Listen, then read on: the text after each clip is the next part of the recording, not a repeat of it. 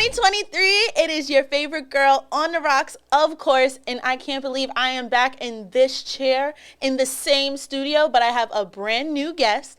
We are here for the hot spot, all right? And I'm so excited to have a longtime friend of mine. We're going to dive deep into what she has been doing because she has been killing the game at the forefront of everything political, and I'm really proud to have her. We've been friends for over a decade, and I'm just looking at the woman that she's grown to be, and you guys are going to want to learn a whole lot more about her after this interview. So make sure that you go and check out all of her info. It'll be in the description below, okay? So I'm talking about no one other than Pryde Smith-Gilbert, y'all. Hey, guys. Clap it up at home. I hear y'all through the cameras. Hey, girl. Hey, girl. I'm so happy to have you. Thank you. The skin is glowing. You're glowing. And like I was telling you earlier, off camera, the resume is popping. So I'm just gonna pull it up because they need to know. They gotta know specifically. So my girl here, all right, for everybody at home watching, is the president of the NAACP Youth Council, and we will get into that more later on so that you guys know the former a little president. bit more. Former. Because you are president of Time Out. Yes, I am. Okay, she had to shift some things around. Yeah. So you're actually the first African American woman, to be the president of the Young Democrats of Richmond County. Yes. So tell me a little bit about this organization and what you guys are working on. So this organization isn't new, and so I want to make that known. We have a long, rich history and traditions with the group, on Staten Island. Me being the first, is historical, but I don't want to make it seem like they haven't been anywhere. Yeah. But we're just making it a little more diverse and inclusive. Absolutely. But what we're doing, it's a group for young professionals, or just young people who want to get involved in politics, but specifically young Democrats. Okay. And so whatever way you are creative and you want to add politics to that, we can do that. And so we have a committee for like merchandise and design.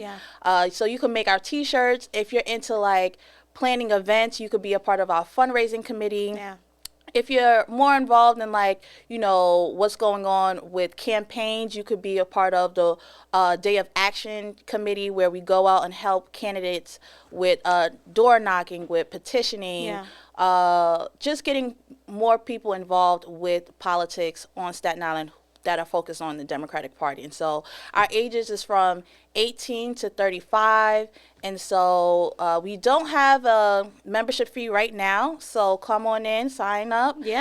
But we're just, expanding our range of who we reach out to, how we reach out to them, and what ways we can make change together. Absolutely. So, I think that is a great mission. I was looking up on everything earlier today, and I was just like, wow, I really need everyone to know about this. So I definitely wanted to shed some light on that. And so you have all of these amazing achievements happening, and I really want to know what got you into this field, into this industry. My parents. My father is an educator at a school on Staten Island. My mother, she has been a focal point in the community, like having people sleep over who didn't have a home.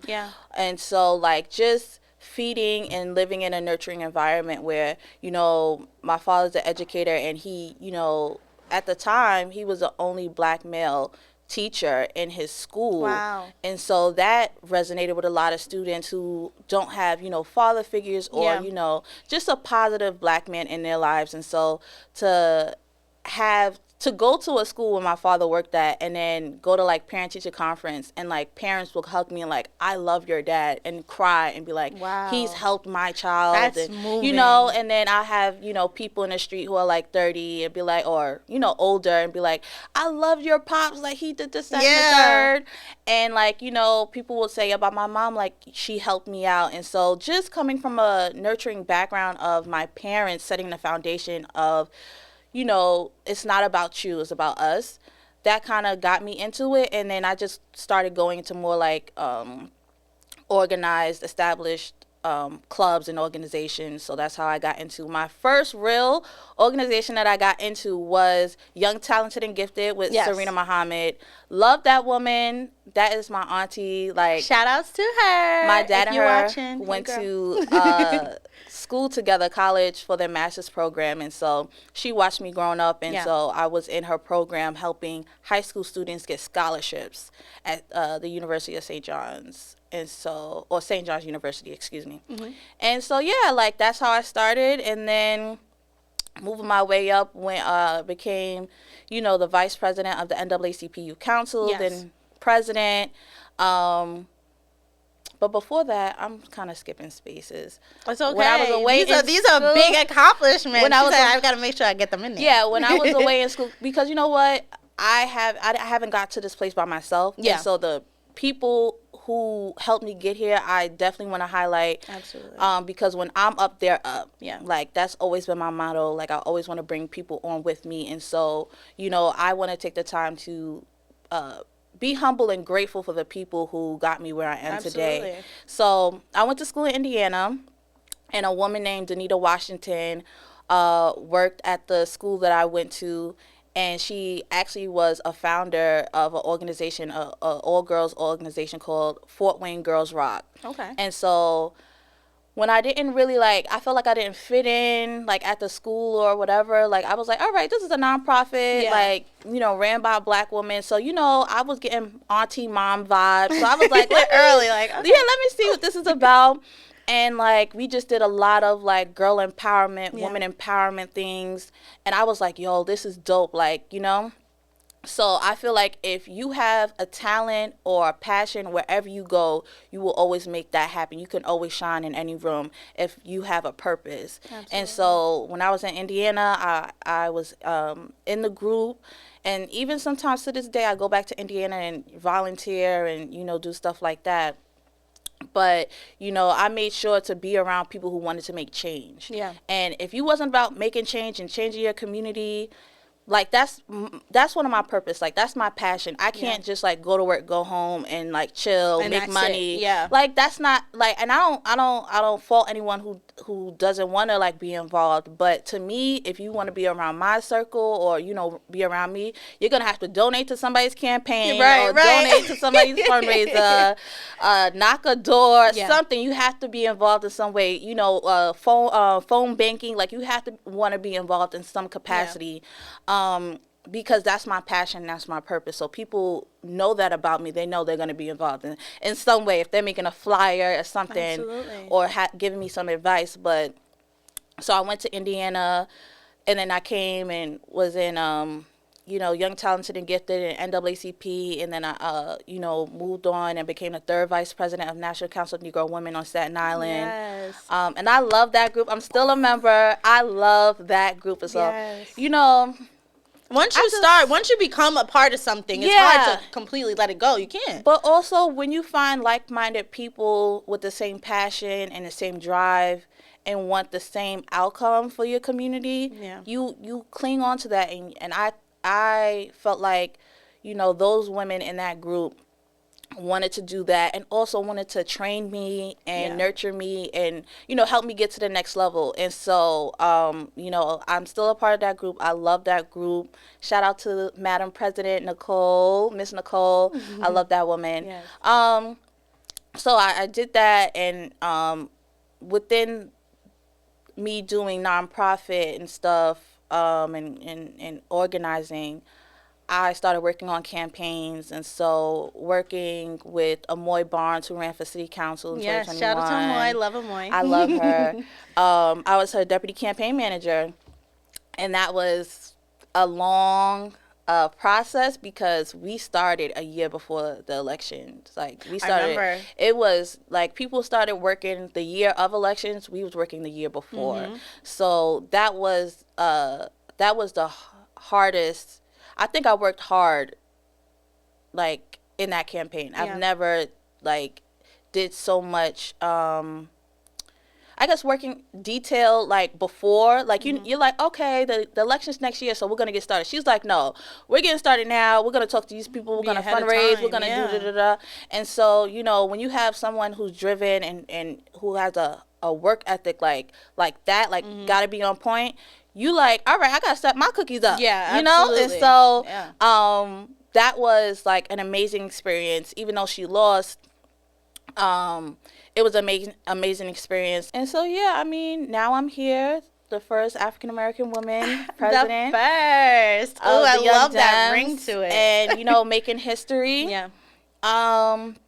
But just being the first, that's not like, I'm proud of that. Yeah. Because it took work to get there. Like, that's something I had to strategize and get that done. Yeah. But I just feel like, it doesn't stop there. Absolutely. Work has to get done, continuously. And so, I'm excited. We have an upcoming fundraiser, so I hope everybody pop out for that. Come on out, y'all. We need some money. But yes. I'm just excited. I know with this position, it's important, and that I want to be intentional with everything that I do. Yeah. And I want to hold this position with class, integrity, and honesty. And absolutely.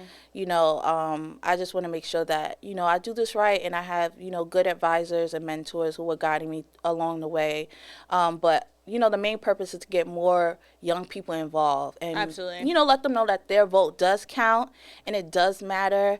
And there's a lot of people that can't vote, and there's a lot of people who don't want us to vote. Yeah. So, that should be, something that people should think about too. Like, oh, if you don't think your vote counts, why you think people don't want you to vote? Right.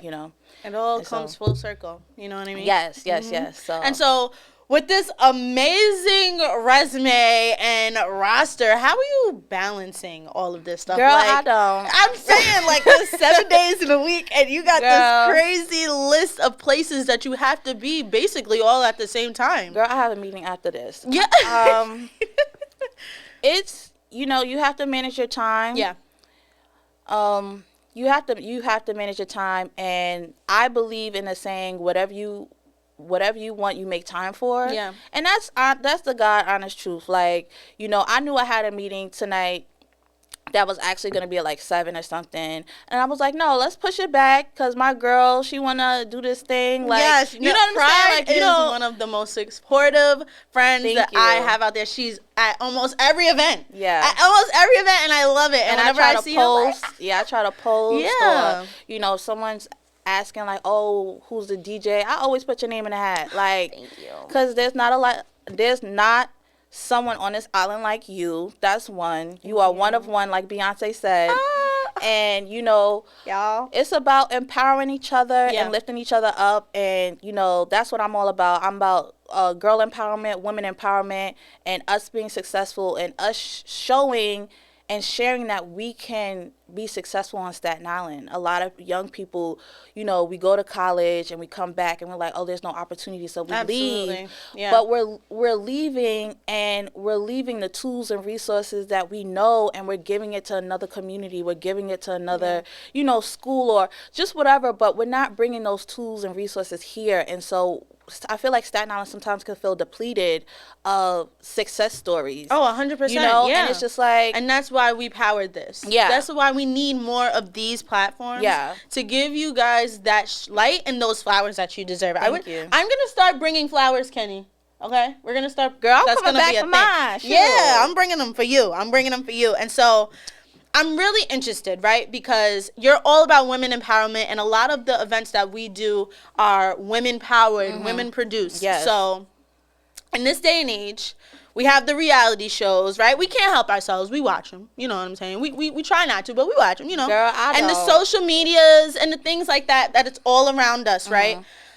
And they always portray women to be catty and can't work together and things like that. So what are some ways that you teach some of the young women that you're working with now who aren't necessarily with you all throughout the day and are dealing with those influences head on? How do you show them to kind of shy away from that and remember to stay focused in what it is that they're doing?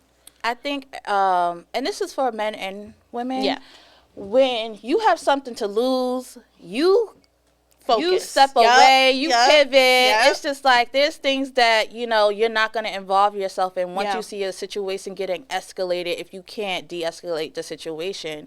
And so if you find a time in your place where you're trying to make some moves in your life and someone is trying to prevent you, there's always going to be, you know, someone who's going to want to help you out because they see you grinding. And that's something that I can attest to. Like, you know, like you said, a lot of people see me at a lot of places doing a lot of things and helping out, and they're like, all right, you know, if you need anything, let me know. Like, I'm telling you, when people see you grinding, there's always going to be someone to be like, you know what, I see you. There's something special about you. I'm in some way, if it can't be money, if it can't be this, you know, something. Like, a lot of times with these galas, these fundraisers, these things cost like $100+ plus. Yeah, just for the ticket, and then you gotta come dressed. You gotta, you gotta come and shop, buy whatever. Hair did, nails did, everything did. Then you got the ticket, and like some people just tell me, oh, hey, I got a free ticket. Come on. I just gotta come dressed. Come dress, you know. So there's some people who put me on just because they're like, yo, we see you out here. Listen, I got a ticket, come on. Or I'll pay for this for you, like, you know, I'll give you a ride here. It's honestly like, I think it's that simple. Like, and just you're attracted to the people who are doing the same things as you. Absolutely. And so once you find your niche, you find your group, you know, it's gonna be easy. And for me, my experience is when I see a lot of young people who are in positions of power, they put each other on. Absolutely. Like, that's because when you go into those rooms where it's the important rooms and the important people, because me personally, I am going to open up if I know that my dogs is in the room. Like, you know what I'm saying? Or someone put a good word in. So you may not have your friend in the room, but your friend already spoke to that person and said, hey, listen, look out for this one. Like, they good. And then, you know, people put their name out for you.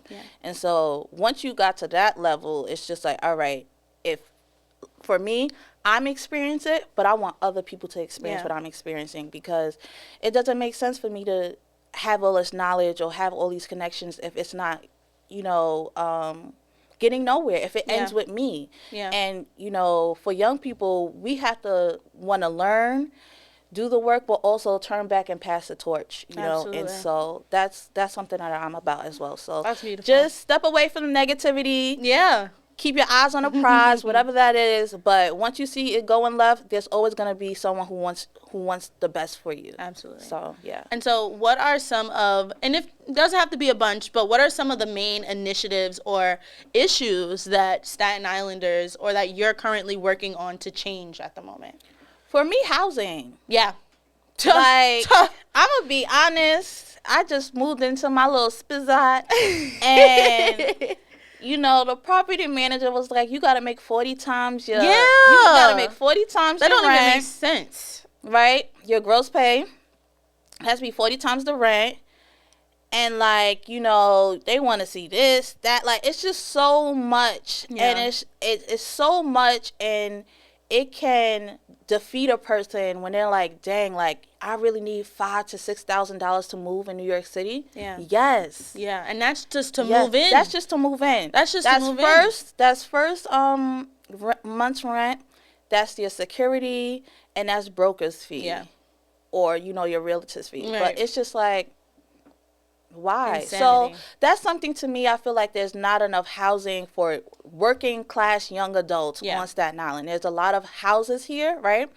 And, you know, they had the basement apartments, and I had, you know, friends tell me, like, you know, when it rains, it floods. Yes, you know? Some of them are just not safe. It's not safe. And so the last big storm we had, people died, you know, from drowning. Wow. And being trapped in, you know, so I definitely attest to that. So, you know, just trying to find spaces for us to be able to afford where we live, because I know a lot of people are looking to move to Jersey. Yeah, a lot of people are moving down south too. Down south, or just off of Staten Island, like I said. You know, if they feel like there's nothing out here for them, they're going to leave. And I don't blame people. Like, if you can't make it, New York City in general is expensive, you know.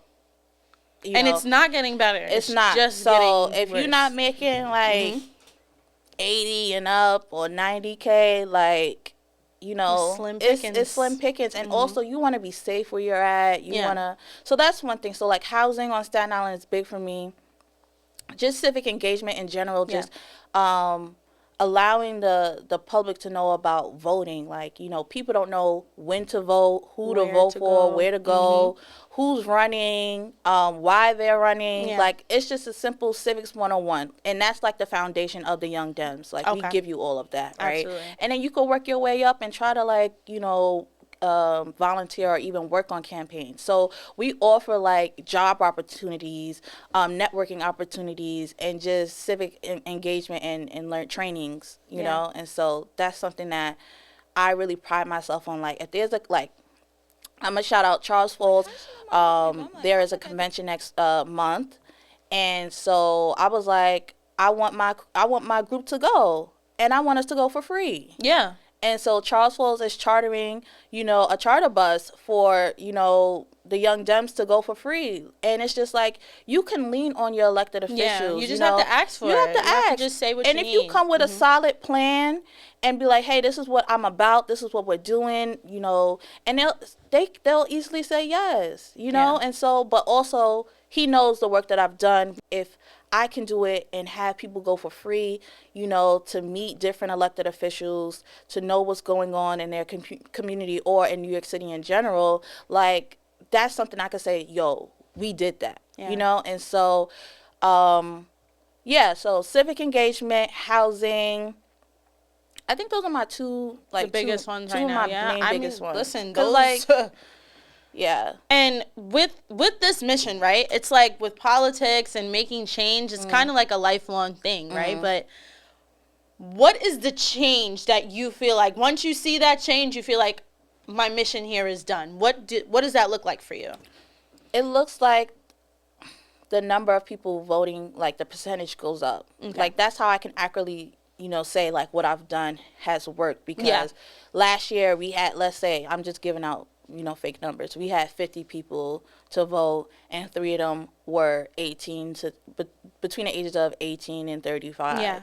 If this year we got 20 or 40, I can say, oh, we're making change. Yeah, we did that. So like I said, the Young Dems is a group for young people to come in, learn about civic engagement, and then, you know, put the planning to action, you know. So we can't say, oh, the government, they don't care about us, or, oh, you know, what is the president going to do? No, start smaller. Yeah. It's local government, it's city government, you know, your city council, your borough president, you know, it's those people first, you know. Yeah.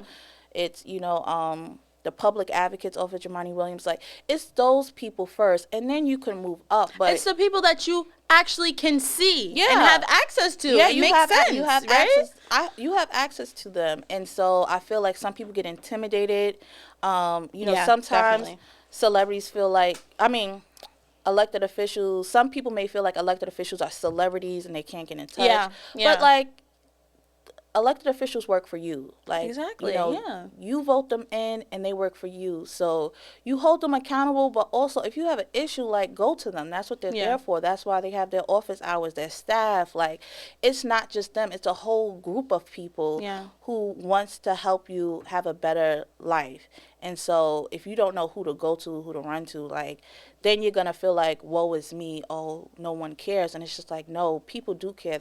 Like, you know, certain people do. I can't say all. Yeah. But certain people do care when they are in office. And so if you have that connection with that elected official, use them. They're a tool for you to, you know, live a better life. And so shout out to Charles, because we getting there for free. First class. Nah. But what are you guys going to be working on up and coming for, I guess, the first quarter of the year? I know, like, right now is like the planning process of the whole year and everything. Yes, but what do you guys have coming up for us to let everyone know about right now? Okay, so next month is February, Black History Month. Yes. And so we're going to have our fundraiser in February, at the end of February. And so we haven't had a fundraiser in 3 years, y'all. Because of COVID and everything else and stuff being hybrid, and, you know, everything's all up in the air. And so I was like, let's be smart about this. Let's have our fundraiser in Black History Month. I'm the first African American woman to be president. Let's, get people of all backgrounds to come and celebrate this moment. We have the Rainbow Run in March. Ooh, And we partner up with the Pryde Center, and that's a tradition that the Young Dems have done for a few years now. We partner up with the Pryde Center, and we just go on, I don't know how many miles. Okay. I'm not going to run, I'm a jog. But it's, I'll be there, though. Yeah, so, it's, you wear whatever color you want out of the rainbow, and we come together, we do that. Also, the elections are coming up for different seats. And so, city council, the DA, et cetera. And so we're doing training. So in order for someone to get on the ballot, when you scribble in, they need signatures from their constituents. Yeah. So if you're a Democrat, say the number is, you need 100 signatures to get on the, ballot, that's when they'll say, hey, we need some people to volunteer. And so we'll get the petition sheet and we'll go out. And so a lot of people don't know that process. So we're doing training. So we're doing petition trainings.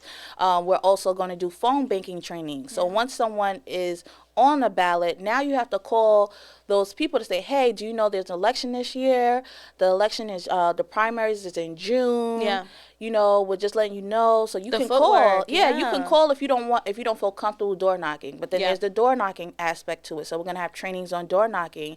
Say, hey, Girl on the Rocks, my name is Pryde. I'm here to just let you know there's an election in June. The primaries, here's a pamphlet. Yeah. Everything that's on there is about the candidate and what they stand for. Can we count on your vote? Yes or no? If you don't feel comfortable doing that, we have the phone call. We have petitioning. So there's just different ways you can be involved and active in your community in politics, but it's my responsibility to make sure it's in a creative way and it could be innovative to attract more young adults to be involved. So, you guys have a really nice calendar coming up. Yes. So everybody who's watching, please make sure that you reach out to Pryde because she's going to need your help. Yes. So anyone who can bring any pizzazz to these events and help her just do this in a timely function. Or donate. Donate. No, that's also nice. Please. Yes. So let them know where they can find you online or how they can contact you for work or donations. I'm kind of building out my social media platforms to be more professional. Yeah. I was told that, now that I'm moving in this sphere that I should have more of a young professionals social media kit presence, Yeah. And so usually, my Instagram is for my friends and, a little bit like the cool aunties and the cool uncles, but it's just like, what, if I know that I'm moving in this realm, clean it up. And that goes for anyone who is, a young professional. Start cleaning up your social media because employers do look at that. Whether you're in politics or not, set up a LinkedIn, which I have to work on as well. But set up your LinkedIn, present yourself as more of a young professional because what I noticed for myself, some people see me as a child still because I'm not, I don't, if I have jeans and a t-shirt and I'm walking, people think I'm 18. So, you want to come off as a professional, as a woman, as, or a young man that, you're about your business. And so you have to start showing people that. So, that's just a little side note for everyone. If you're in a profession, or you're starting to build in your profession, start cleaning up your social media because that will help too. Yeah, as soon as you can. And it's nice. As soon as you start cleaning up, you go and looking at your page like, oh, okay, damn. I know. I'm looking at graphic designers now. Girl. Yeah. I'm like, ooh, it's a little expensive. So, yeah. But listen, that's where we come and help each other out. Okay. I can help you out with some of those things too. Thank you. I'm so happy to have you on the show. I'm happy that we could kind of dive deep into this and peel back some of the layers so that people know a little bit more about what you do on a daily. And if anyone is interested in checking out more, I'm going to put your information in the description so that they can come and send you an email. Don't bombard my girl, y'all. Don't bombard her. And any of the groups that I'm in. Young Dems, NCNW, Staten Island Black Heritage. Yeah. Just any, and if you're interested in any of the groups that I am in, I'm willing to put you on. Yeah. And let you know how we can change Staten Island for the better for us and have more young people at the table. So yeah, I'm excited. So you guys check out all of the episodes, and if you haven't checked out this entire episode, rewind to the beginning because this was a juicy one. All right. So Pryde, have an amazing day. Thank you. And I can't wait to see how much more you have in store for 2023. Thank you, girl. Let's go. Bye, guys.